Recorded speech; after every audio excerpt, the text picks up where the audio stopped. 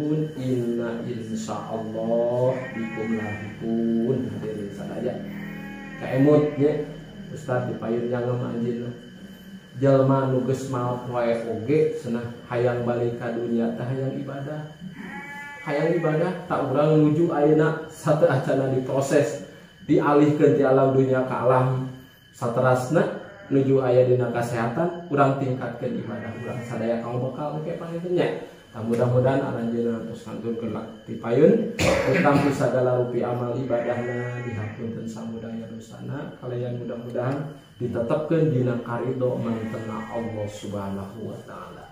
Allahumma ighfir lahum wa'afihim wa'fu anhum waj'alil jannata mathwahum. Amin ya Allah. Amin. Insyaallah hadirin sadaya dina waktu saena kerasan Ustaz hadir penting. Mudah-mudahan segala rupina dan akaberkahan kamu sadaya genong rupi kanu didugikeun mudah-mudahan janten kamanfaatan ilmu kamu dan sadaya besok itu kamu ngawali ieu pangitan acara urang mangga urang awali ku ngaoskeun bismillah sasana mangga bismillahirrahmanirrahim kalau salah jeung mangga waktu Assalamualaikum warahmatullahi wabarakatuh.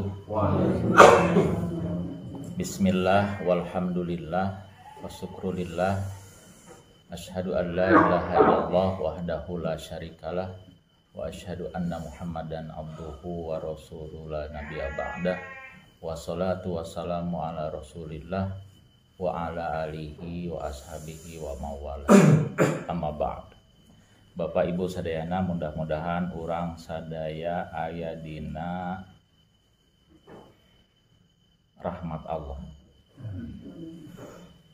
Aya rahmat teh energi bentukna teh, bentuk yang akan kita dapatkan berupa energi.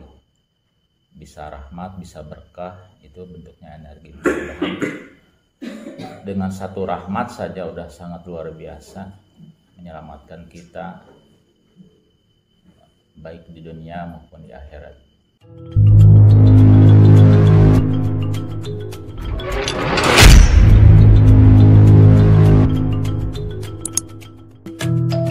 Jadi kita bahas sekarang yang sudah-sudah ya untuk mengingatkan kembali karena ini masalah yang setiap manusia akan hadapi. Nah, kadang-kadang kita sudah tahu ayatnya, sudah tahu keterangannya yang ustadz-ustadz lain disampaikan, tapi kadang-kadang kenapa tidak dilaksanakan karena mungkin kurangnya keyakinan kepada kita tentang hal itu. Apa yang sering kita hadapi dalam hidup ini yaitu masalah. Jadi masalah ini mau siapapun, mau kapanpun pasti akan kita rasakan karena yang namanya kehidupan itu adalah pergantian satu masalah ke masalah yang lain. Jadi tidak ada yang namanya manusia yang tidak tertimpa masalah. Mau jabatan apapun sekelas kiai pun ya dapat masalah karena itu sudah sunatullah manusia yang hidup. Ya, ada yang bicara masalah macam ada tunjuk hidup. Mungkin mau menang masalah. Ya wah kayak di alam kubur masalah deh. Lalu memang bakalna kurang kan. Apalagi nanti di akhirat masalah deh ya. Jadi masalah memang udah alamiah sunatullah yang Allah sudah takdirkan buat kita. Tinggal bagaimana caranya kita untuk bisa menghadapi masalah itu. Yang berat sebenarnya bukan masalahnya tapi cara menyikapi masalah itu. Kita kalau salah ya salah gitu malah jadi stres ke orang. Tapi kalau benar cara menyikapinya, cara menjawabnya ya alhamdulillah akhirnya akan mendapatkan kebahagiaan, nilai yang bagus. Kalau kita ujian juga kan, kalau kita bisa mendapatkan jawaban yang benar setiap masalah-masalah soal-soal yang kita hadapi, akhirnya nilainya bagus. Tapi kalau salah menjawabnya ya salah juga, pada akhirnya akan menderita. Jadi kalau kita lagi punya masalah dalam hidup ya, Allah itu tidak perintahkan kita untuk cari solusinya, Tidak ada keterangan bahwa kita kalau ada masalah teh sok neangan solusina, pikiran kemana moal. Jadi Allah tidak menyuruh kita, memerintahkan kita kalau ada masalah itu cari solusinya, tidak. Kadang-kadang kan kalau kita ada masalah boro-boro mere solusinya gitu, kadang stres tiheula karena memang di pikiran wae. Allah tidak memerintahkan untuk kita mikir sok pintar gitu mikiran masalah, tidak mampu otak kita itu untuk menyelesaikan masalah kalau tanpa pertolongan Allah. Maka Allah telah memberikan buku panduan kepada kita. Panduan hidup kita itu apa? Al-Quran dan petunjuk teknisnya gitu ya. Jadi panduan hidup kita itu ada dalam Al-Quran. Tapi petunjuk teknisnya itu bagaimana caranya lebih detailnya itu dalam hadis oleh Rasulullah SAW. Nah, ada strategi-strategi yang disampaikan oleh Allah jika kita sedang dihadapi oleh suatu masalah, apapun masalahnya. Yang namanya masalah kan bisa berupa penyakit, bisa berupa uang lah. Kadang-kadang orang berpikir teboga duitnya masalah gitunya, dan memang begitu ya, padahal tidak selamanya begitu ya. Tapi yang pasti apabila kita ditimpa masalah apapun, tahapannya yang pertama kata Allah dalam Quran surat Al-Baqarah ayat 45. Ini sudah hafal benar Ibu ya. A'udzubillahi minasyaitonirrajim. Bismillahirrahmanirrahim. Wasta'inu bis-sabri was-salah. Ini perkataan Allah. Kalau sudah perkataan Allah pasti benar adanya. Tinggal kita meyakini dan melaksanakan itu saja. Jadi ini bahasan untuk mengingat kembali agar kita lebih yakin jika ada masalah. Tahapan pertama adalah kata Allah, minta tolongnya kepada Allah. Wasta'inu, minta tolonglah kepadaku kata Allah dengan cara bagaimana? Bis-sabri, dengan cara sabar. Artinya hadapi saja dulu dengan sabar kalau ada masalah teh. Allah mengajarkan kita, Rasulullah SAW mengajarkan kita bukan menjadi orang pengecut. Jadi kalau ada masalah teh nyumput. Ya. Kata Rasul jangan, kalau ada masalah hadapi dengan sabar. Itu tahapan pertama, benturan pertama apabila kita punya masalah, apapun masalahnya, hadapi saja dulu dengan sabar. Ini kan strategi dari Allah. Basta'inu, jika engkau mendapat masalah minta tolonglah kepadaku kata Allah dengan cara pertama bis-sabri, yaitu dengan cara hadapi dulu dengan sabar hadapi. Yang kedua bis-sabri was-shalah, yaitu salat, curhat naka Allah lewat salat. Jadi kalau ada masalah mah itu mah alamiah manusia hayang we curhat teh gitu. Eta mah geus alamiah like sawae ge gitu kan. Curhat teh ulah di media gitu. Aduh saya nyeri hate ku sieun na WA dina status. Jadi kebaca kabeh salam dunia di Facebook, di YouTube. Jadi kalau ada masalah itu bukan berarti kita stres memikirkan solusinya, tidak perlu kata Allah. Yang penting mah pertama hadapi dulu dengan sabar, yang kedua cari solusinya itu dengan curhat kepada Allah lewat salat. Jadi dirikan salat. Nah, setelah itu hadapi dengan Quran surat A'rad ayat 28. Jadi kan kita teh stres ya, menghadapi masalah teh sabar gitunya udah dihadapi gitu. Aya nu nagih nya hadapi we kumaha deui dicarekan bayahna ada urang boga hutang gitu jeung teu bisa mayar. Hadapi we kumaha. Dan lalu kita sholat minta petunjuk kepada Allah gimana caranya ya ngarah bisa mengembalikan pinjaman ataupun bagaimana kesulitan, curhatnya lewat sholat minta petunjuk ya. Tapi kadang-kadang kan kita juga stres we anggar gitunya karena kepikiran wae. Kata Allah ulah mikir mah lieur da teu sanggup mere solusi menemukan solusi, apalagi minta bantuan ke orang lain. Dasarua batur ge loba masalah. Minta bantuan kasih A, sarua orangnya bukan masalah. Ya, sama semua manusia. Jadi daripada kan manusia lebih nyeri hati gitunya. Kadang-kadang kan gitunya. Jadi ke loba duit dulur teh asa loba gitunya. Sahabat teh teman-teman teh asa loba gitu. Lamun orang keur susah we. Are saha wae kadang-kadang ngajauhan. Jadi tapi Allah mau untuk itu. Ya, sedang susah, sedang kita senang, Allah selalu ada.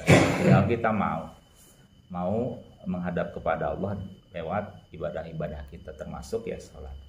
Nah, yang kedua ini karena biar kita tidak stres ya dengan pikiran-pikiran yang segala rupa gitu ya menghadapi masalah, maka surat A'rad ayat 28 ini apa? Ini juga hafal ibu ya. A'udzubillahi minasyaitonirrajim. Bismillahirrahmanirrahim. Alladzina amanu wa tatma'innu qulubuhum bidzikrillah. Ala bidzikrillah tatma'innul qulub. Nah, ini kan ayatnya ayat populer gitu ya. Alladzina amanu, orang-orang yang beriman itu, wa tatma'innu qulubuhum, hati mereka menjadi tentram, tenang menghadapi masalah teh. Dengan cara apa? Bidzikrillah, dengan cara ingat kepada Allah. Allah, ingatlah sampai 2 kali ya dalam ayat ini Allah menjelaskan. Lamun geus 2 kali ieu berarti benar-benar gitu ya. Ini teh mujarab gitu. Dikir teh. Allah, ingatlah sekali lagi kata Allah, bidzikrillah, dengan zikir itu tatmainul qulub, hatimu akan menjadi tentram. Dalam satu ayat 2 kali ya bolak-balik bahwa lamun orang beriman mah agar hati tentram teh dengan bizikrillah, dengan zikir. Hala, nah, ingat deh ya, sekali deh ya. Saya ngomong meureun lamun bahasa urang mah. Gitu. Bizikrillahi, dengan zikir kepada Allah itu tatmainul qulub, maka hati akan tentram. Jadi banyak ya zikir, lain teu meunang mikir cek Allah, tetapi setiap kepikiran masalah jadi zikir, setiap mikiran masalah hutang cenah nagih zikir we. Subhanallah. Naon we bahas ya, mengingat kepada Allah subhanallah walhamdulillah, apapun yang kita ingat, baca ayat juga itu adalah zikir ya, baca Al-Quran gitu, itu juga sama dengan zikir, mengingat Allah. Ingat deui kana masalah, zikir deui, ingat deui kana masalah, zikir. Itu kudu dipikiran naon, mikiran da cek Allah ge da urang mah teu sanggup mikiranna ge. Cek Allah mah eta tahapanna teh kahiji sabar heula hadapi we. Wayahna eta mah sudah sunatullah kita dapat masalah. Hadapi aja dulu dengan sabar. Yang kedua, curhatnya kepada Allah, minta petunjuk kepada Allah lewat sholat. Yang ketiga, banyak zikir. Kan ini tahapan-tahapan ini kita sudah tahu kita, kenapa kita tidak melaksanakan? Karena memang kadang-kadang sok bingung mun aya masalah teh anger we poho anu ajaran-ajaran kieu teh. Karena memang bisikan-bisikan setan tadi ya. Mudah-mudahan orang tiasa menghadapi ya, menghadapi masalahnya, menghadapi setan oge gitu. Jadi double orang ke rumah masalah, setan merasuki geus mana mah boga hutang injem deui we, ngarang ke mayar ka dieu mayar ka ditu. Nah, gitulah setan. Nah, ketika kita menghadapi masalah, pertama tadi apa? Bisobri, sabar, kedua wasolah, salat, yang tiga zikir. Nah, selanjutnya apabila kita sudah hadapi dengan sabar, terus sholat, oke tidak dilalaikan, zikir terus setiap saat ya. Kecuali kalau kita lagi di toilet ya, jangan zikir. Nah, boleh. Nah, baru yang ke selanjutnya yaitu surat Quran surat A'rad ayat 11. Nah, ini memang jadi kewajiban kita. Setelah kita tuh sabar menghadapinya dengan sabar, hadapi we gitu kan, cek Allah ge ulah jadi pengecut. Hadapi we. Are kumaha pahit naon oge gitu ayahna. Hadapi sabar terus minta petunjuknya lewat sholat. Terus zikir yang banyak biar hati teh tentram. Kalau udah tenang kan berpikir oke, lebih jernih. Nah, ini selanjutnya A'rad ayat 11. Kalau sudah ada ide-ide ya, kalau kita sudah melaksanakan tiga tadi, sabar sudah dihadapi we da kumaha ge da emang kesalahan orang, sabar we hadapi. Yang kedua adalah apa? Salat. Kalau salat kan minta petunjuk istilahnya itu tuh.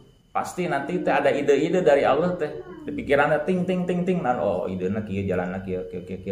Nah, setelah itu baru ya, apalagi dibarengan dengan zikir, baru ini Quran surat A'rad ayat 11. A'udzubillahi minasyaitonirrajim. Bismillahirrahmanirrahim. Innallaha la yughayyiru ma biqaumin hatta yughayyiru ma bi anfusihim. Nah, ini kan juga ayat yang terkenal ya. Jadi innallaha sesungguhnya Allah la yughayyiru tidak akan merubah ya ma bi kaumin keadaan suatu kaum, keadaan kita, hatta yughayyiru sebelum mereka itu ikhtiar untuk merubah ma bi anfusihim keadaan diri mereka sendiri. Jadi Allah mau merubah keadaan masalah goreng jadi halus atau masalah sakit jadi sembuh sebelum kita sendirinya ikhtiar. Jadi setelah dapat ide-ide, setelah sabar menghadapi nerima ieu penyakit ya. Setelah sholat minta petunjuk kumat sarana ya Allah yang ngarah sehat, bari zikir ngarah tenang hatina, teu boga pikiran jelek-jelek wah maut ya enggak pada mikir kitu mending zikir ya. Setelah itu udah ada ide-ide dan sebagainya, ikhtiar. Ikhtiarnya apa saja tergantung dengan ide-ide yang Allah kasih kepada kita. Karena ikhtiar ini kewajiban. Ya.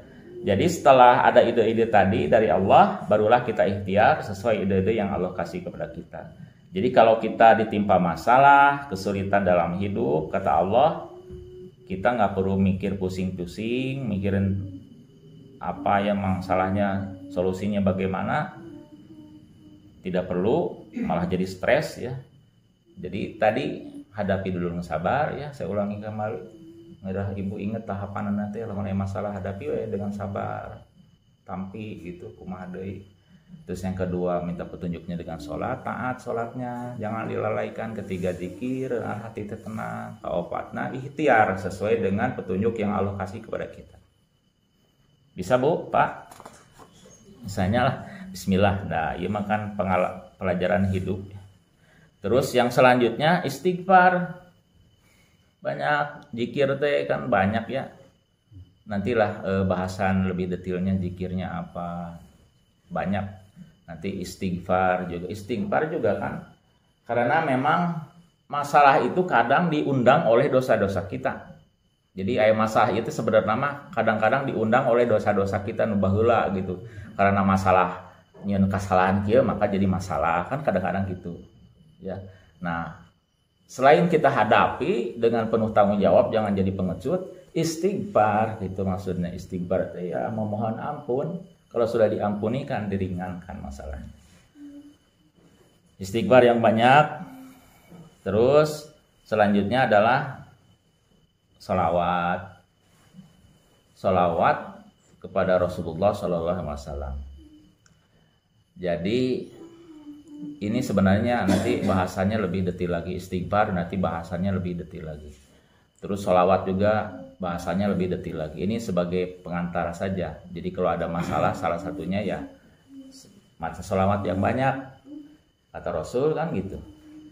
Man sholla alayya sholatan wahidatan, barang siapa yang membaca sholawat kepadaku satu saja, sallallahu alaihi wasallam. Jadi Allah akan bersolawat kepada kita, ngabalas sholawat orang hiji ka Rasulullah, Allah ngabalas ka urang teh 10 asrun, 10 kali sholawat. Bayangkeun 10 kali sholawati Allah, hiji lah ulah mikiran 10. Ieu mah hadis sahih da sebenarnya. Hiji ulah ka muluk-muluknya, ya walaupun di hadis sahih na teh 10 Allah teh lamun urang sakali sholawat, Allah akan memberikan rahmat kepada kita. Kalau salawat Allah kepada kita kan bentuknya rahmat. Satu rahmat saja sudah membereskan semua masalah hidup. Beda rahmat di manusia aja rahmat di Allah. Ini mati Allah langsung boga langit dan bumi. Hiji we gitu. Berupa rahmat, energi kita untuk sembuh gitu. Energi kita buat bisa menyelesaikan masalah beres gitu. Komodoi mah 10. Komodoi orang sholawatnya 1000 kali sehari. Bayangkan gitu. Nah ini detail-detail nantilah kita bahas lagi lebih detail hadis-hadis yang sahihnya tentang sholawat. Tapi ini satu saja, ini sahih ya, tidak diperdebatkan oleh siapapun, ulama manapun. Kalau 1 kali saja sholawat, Allah itu ngabalas ke orang 10 kali sholawat. 10 kali sholawat itu adalah bentuk untuk kitanya adalah bentuknya rahmat. 1 kali rahmat saja itu sangat luar biasa, beres masalah apapun ku Al-Rahman Maha Esa. Komodi 10 gitu. Rahmat berbentuk kesehatan, rahmat berbentuk beres masalah, rahmat kumat caranya rezeki bisa dilancarkan. Kan rahmat itu berbagai macam energinya. Kasurga karena rahmat Allah. Wah panjang, karena nanti kita lebih detail lagi tentang salawat. Selanjutnya, sempurnakan semua yang tadi, sabar, sholat, zikir, istighfar, salawat itu sempurnakan dengan sedekah. Jadi semua ibadah yang tadi itu sempurnakan dengan sedekah, karena kata Rasul, sedekah itu adalah penyempurna ibadah kita. Apalagi ada hadis lagi yang menjelaskan bahwa as-shadaqatu tasuddu sab'ina baban minas su'i. Jadi as-shadaqatu, sedekah itu tasuddu, bisa menutup sab'ina baban, 70 pintu minas su'i, dari segala keburukan. Jadi kalau kita sedekah itu nutup 70 pintu keburukan. Kan masalah itu juga keburukan, penyakit juga adalah keburukan. Itu jadi lamun kita sedekah itu berarti kita menutup segala pintu. Di sini dijelaskan sab'ina baban, 70 pintu. Bayangkan 70 pintu keburukan minas su'i. Jadi 70 pintu keburukan itu ditutup ku sedekah. Jadi amal-amal ibadah itu sebenarnya masih berkaitan semua kan masalah, karena manusia mah tidak akan terlepas dari yang namanya masalah. Maka Allah teh memberikan panduan ya, juknisna, petunjuk teknisnya ya, hadisna cek Rasul teh, contohna ya, beres dah sebenarnya mah Allah teu ngahasaikeun dalam hidup. Kalau kita runtutan panduan nanti di jalan. Jadi masalah juga adalah sebuah keburukan. Jadi lamun kita sedekah berarti menutup keburukan, pintu-pintu keburukan. Dari poin tadi pertama sabar, sholat, terus nanti zikir, terus istighfar, terus sholawat, terus sedekah, itu kan bentuknya bentuk ketakwaan kita kepada, kita menjalankan sholat karena kita itu bentuk takwa kita kepada Allah. Kita melaksanakan sedekah bentuk ketakwaan kita kepada Allah. Kita sedekah, zikir, istighfar, sholawat, kan itu bentuk ketakwaan kita kepada Allah. Kalau sudah takwa, nah beres. Quran surat At-Tolak ayat 2 yang 3. Ini kesimpulannya. A'udzubillahi minasyaitonirrajim. Bismillahirrahmanirrahim. Ini dia kan ayat yang terkenal. Wa may yattaqillaha yaj'al lahu makhraja wa yarzuqhu min haitsu la yahtasib. Wa may yatawakkal 'alallah fa huwa hasbuh. Jadi lamun urang geus takwa cenanya. Ieu mah kata Allah, kan kata Allah mah pasti benar. Wa may yattaqillaha, barang siapa yang meningkatkan ketakwaannya, ditingkatkan terus ya. Janji Allah naon? Yaj'al lahu makhraja, akan memberikan jalan keluar dari segala persoalan hidup. Nah, tadi persoalan masalah teh akhirnya bermuara ke lamun kita takwa, janji Allah naon? Yaj'allahu mahroja, ya, diberikan jalan keluar. Kalau Allah yang sudah memberikan jalan keluar, beres semua masalah. Beres. Nah, di selanjutnya di ayat 3-nya wa yarzuqhu min haitsu la yahtasib. Bisi cenah butuh rezeki, Allah akan memberikan rezeki ya, haitsu la yahtasib, dari jalan yang tidak disangka-sangka. Nah, di akhirnya setelah kita melaksanakan amal ibadah semua termasuk ikhtiar tadi, maka kata Allah, wa may yatawakkal 'alallah, ya, barang siapa yang bertawakal kepada Allah. Bertawakal itu berarti kan sudah melaksanakan ikhtiarnya, udah sholatnya dijalankan semuanya, berarti tawakal, tinggal tawakal. Nah, naon janji Allah? Bahwa niscaya Allah akan mencukupkan segala keperluan kita. Naon keperluan kurang dicukupkan kurang. Beres, ieu sakieu masalah segudang apapun kieu panduanana teh. Apalagi kayak ya juknis lain di Rasulullah dalam hadis banyak. Wah, lamun urang aya masalah ieu aya kieu, lamun urang penyakit kieu aya ieu, banyak. Tapi secara umumnya adalah ini ya. Mudah-mudahan orang sadaya tiasa ngajalankeun ieu. Da mungkin nu aya di dieu teh teu gaduh masalah sadayana ge, gaduh masalah abdi, gaduh masalah saha wae gaduh masalah. Tinggal bagaimana cara menjalankan tahapan-tahapan ini agar kita dimudahkan, plus dipasihan rezeki, plus dicukupkan segala kebutuhan kita. Titik terakhir adalah Allah tidak menyuruh kita untuk berpikir mencari solusi kalau kita ada masalah, tidak menyuruh itu.